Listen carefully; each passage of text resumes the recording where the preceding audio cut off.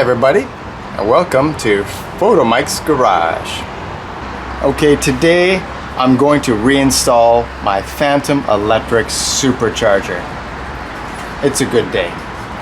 Okay, so first of all, this is what the car looks like right now. I have the original stock battery back in place. I have a regular intake. I even have my sound generator back in place. This car is running with a 91 octane tune right now, and it runs pretty good, but I need my power back. I need my Phantom electric supercharger back. Okay, so if you're watching a previous video, you realize that my Odyssey PC680, it failed, and until I could find a new battery, I had to go back to the old system. So this is the old system. I had two Deka 12-volt batteries connected up in series that would produce 24 volts that would then power my Phantom electric supercharger. And I used the Odyssey PC680 as the battery for the car, the starter battery that runs all the car's accessories and everything else. Now, as you can see, these three batteries are just about the size of the original OEM battery. So it fits in the original battery location here. No trouble at all. Makes for a very compact and relatively lightweight way to run the electric supercharger as well as run the car. You can see how small this PC680 is. It's just a fantastic battery, but it's not really made for automotive use. This is a battery that would be recommended for your snowmobile or perhaps your motorcycle. So it's under a lot of stress when operating the car.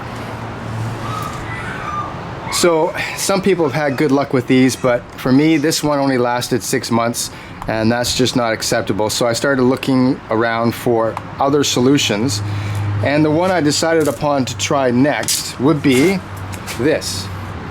This is a Deka ETX 30L.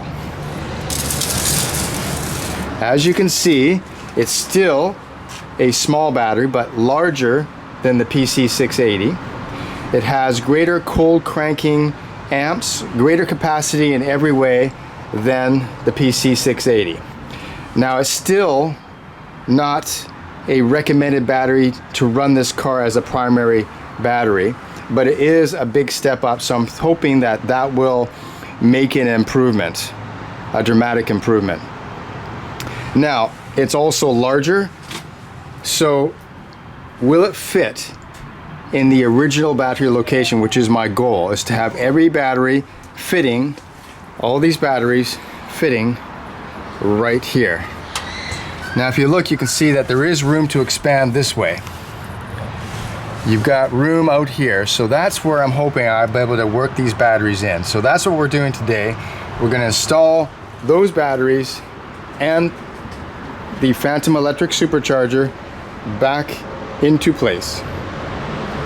After everything's installed, I will have to reflash the computer with a proper electric supercharger tune, and then we'll be ready to go. Now I'm really excited about getting my Phantom electric supercharger back, because I know it does not produce a huge amount of horsepower. It's about an extra 30 horsepower, maybe an extra 40 foot-pounds of torque, and only when you go for full throttle. So it's not like a gigantic difference, but I've gotten used to it and I kind of like it, so I want it back.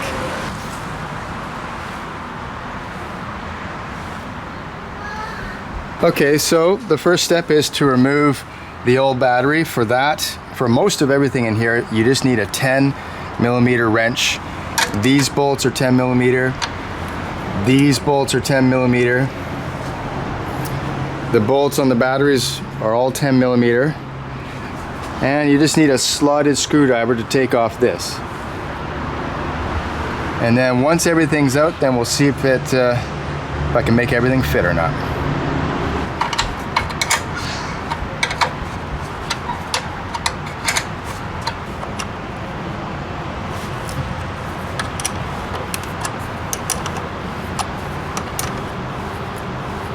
Now when you're undoing the positive terminal here, it's important not to touch any other metal with the wrench, or else you'll get quite a shock.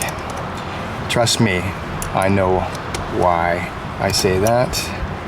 Okay, this one's loose.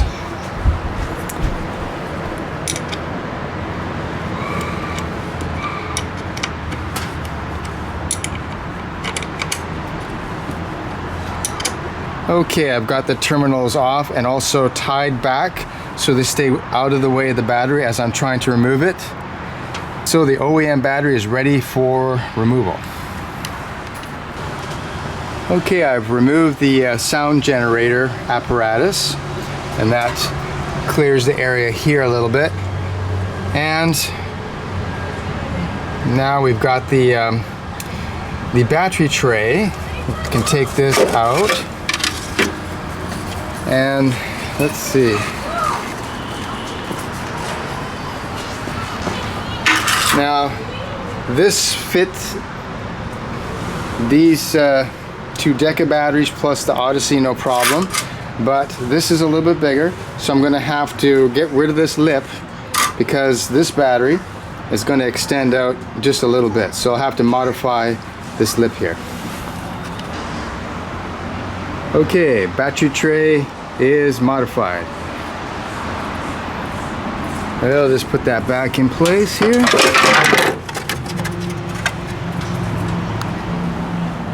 Next, we'll assemble the batteries.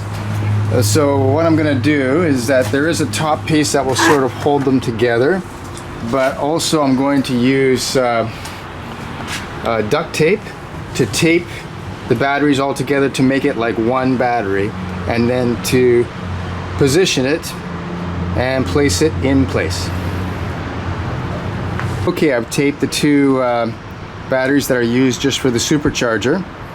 And by the way, these are Deka ETX 16Ls. And these two are now duct taped together. Okay, this is sort of how it's going to look after I get all the batteries in here. So you've got the two batteries running the supercharger here. You've got the starter battery right here, and it's a little taller and a little further out than the PC680. It overhangs the battery tray by about an inch down there, but as you can see, there's still a lot of room on this side, so that's no problem. And then we're going to put the spacer that comes with the supercharger kit on top of these two batteries. That brings it a little closer to the same level as this. Then you have what they call an insulator. And there we go, we got the positive. So the positive's going to go on the positive terminal of this starter battery. And then we put this piece on. As you can see, it's got a regular battery terminal here.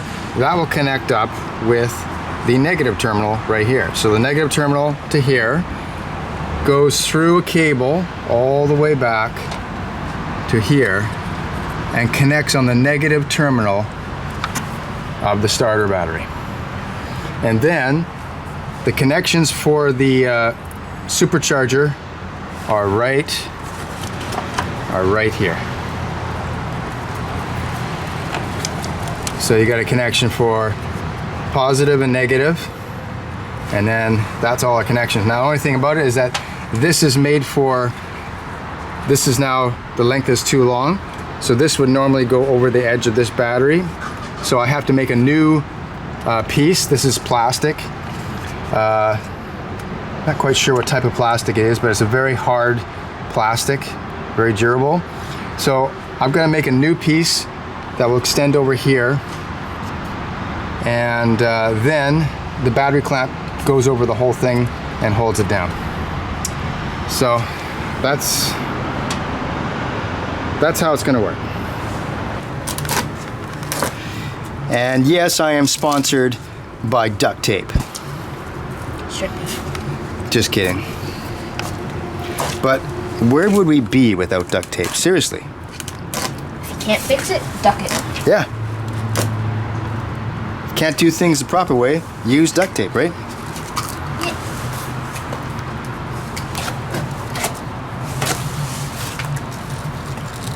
Okay, another question is that now all these combination batteries actually weigh a lot. Will I be able to lift this into the engine bay? Nope. That engine bay. Nope. That engine bay. Nope. I will now take the giant battery and put it in the car.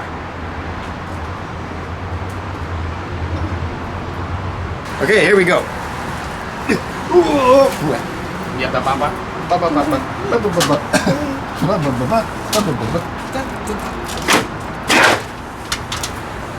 Yay, the battery's in. The first step is to put our insulator and spacer in. Got my electric supercharger installed, and it's connected to the stock air box and to the throttle body. All connections are done. Looks good. And the wiring connections are done. Blue to blue, red to red, black to black. It's all very obvious. To the controller. Controller just loosely bolted on here. I'll tighten this up later. This is connected properly. All the wires match each other on each side. This is going to the throttle control inside the cabin, as well as the voltmeter. This cable is for the basic powering of the unit. Red to positive and negative. And then we'll run cables from the dump pack. This is what powers, these two batteries power the supercharger, to this connector right here.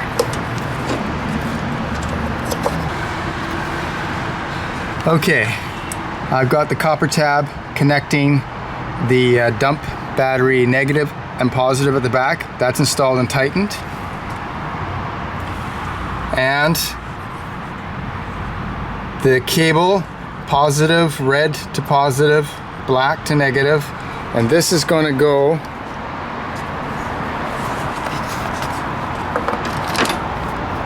right here. It's going to connect up to there. Only one way it can go, but I'll connect this up at the end. Right now, we're going to connect up the main starter battery to the car, and also the basic power source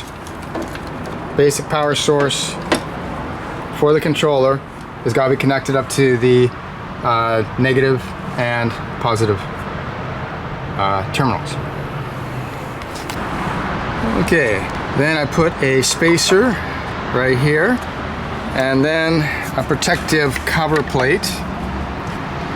This helps to cover the terminals of the dump pack and leaves the negative and positive terminals open.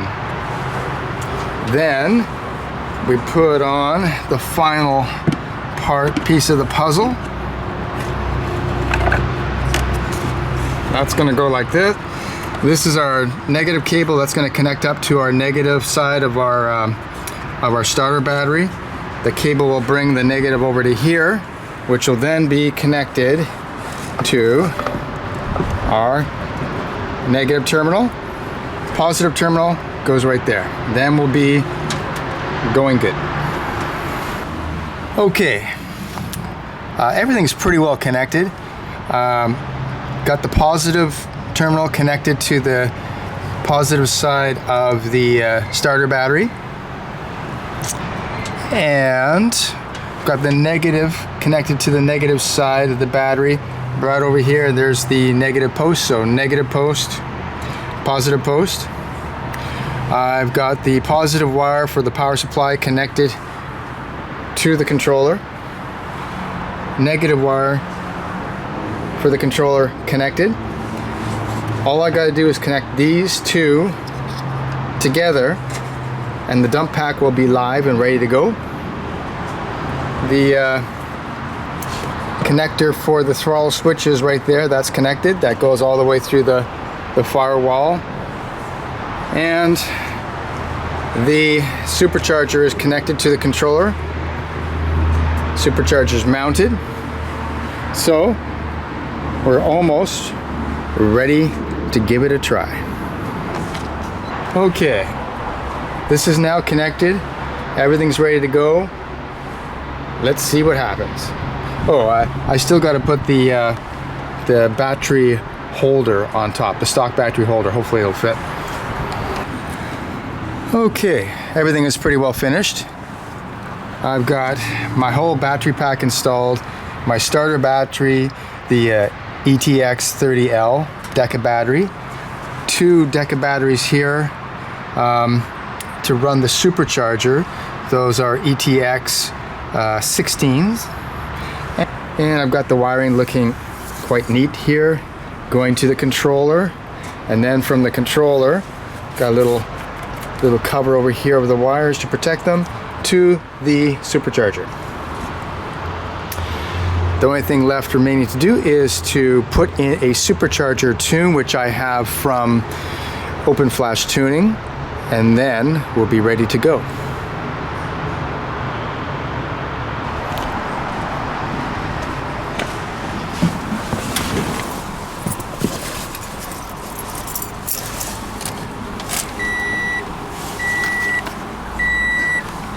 Okay, I've got my Open Flash Tuning tablet connected.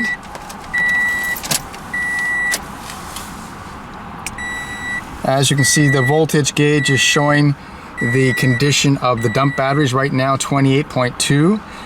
That normally goes up to 28.6 at full charge. And our Open Flash Tuning tablet is showing the situation right now. We have advanced multiplier of 1, oil temperature 163 degrees. Okay.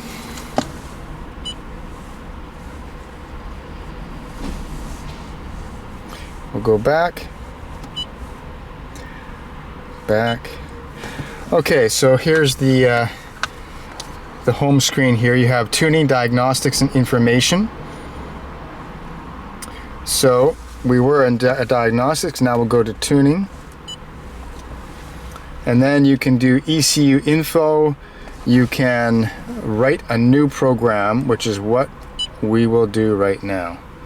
Okay, these are the programs that I have loaded into my Open Flash tablet.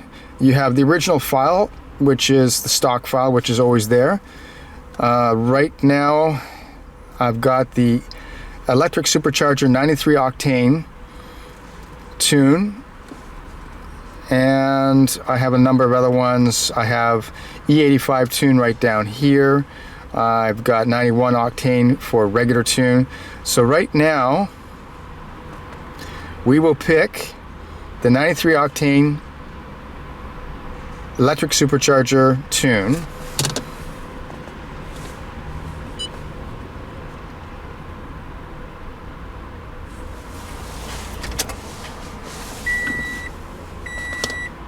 Okay, try it again.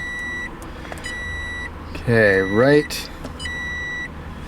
And electric supercharger tune.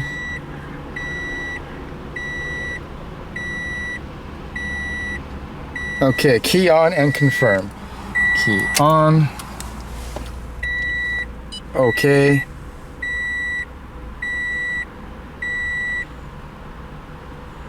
Communicating with ECU, please wait. Preparing to write. Erasing the flash, please wait. Okay, there's no going back now. No going back now. Writing in progress. Do not interrupt this process. Do not open or close doors. So you have to be very careful not to do anything that's going to alert the ECU, like an open close door, putting on your dome lights, anything else. So basically, you just sit here and stay quiet.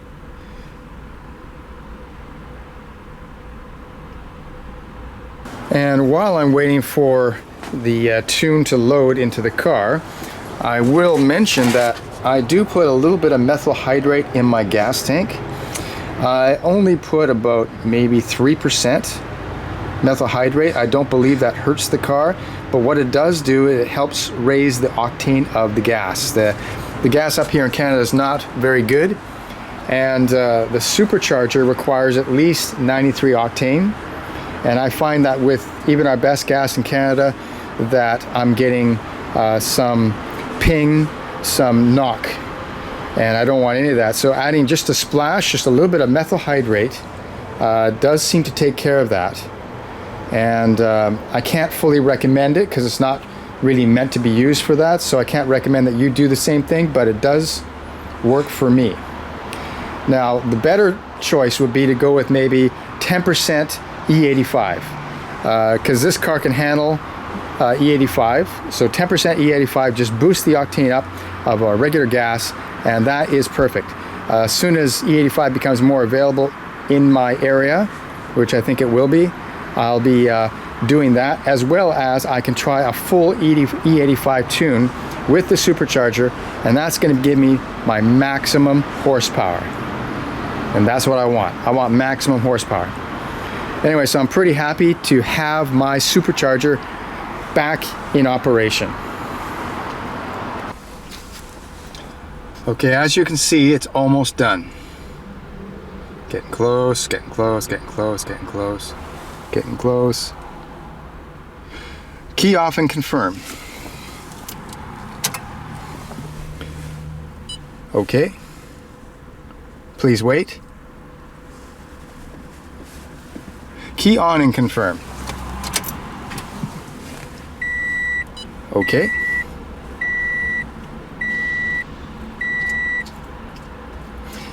Writing completed. Switch off ignition, start engine, and let idle for 45 seconds before driving. Okay. Start off. And we will start it up with our new tune.